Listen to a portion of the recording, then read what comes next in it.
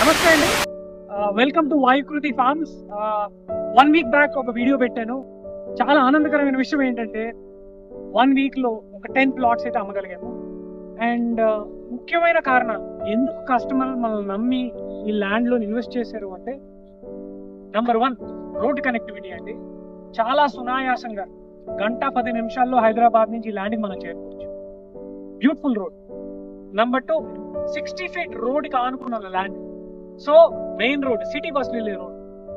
Number 3 regional ring road alignment కి చాలా దగ్గరగా, అంటే 1.3 కిలోమీటర్స్ అవే అండి.